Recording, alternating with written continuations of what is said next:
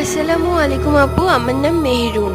ছোটবেলা থেকেই গ্রাম আমার খুব ভালো লাগে। তাই তো আমার এক্সাম শেষ হলেই আমি গ্রামে বেড়াতে চলে যাই। তখন সময়টা ছিল শীতকাল।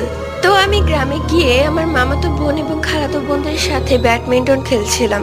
চারিপাশটা বেশ অন্ধকারই ছিল, শুধু উঠানের লাইটের আলোতেই আমরা ব্যাডমিন্টন খেলছিলাম।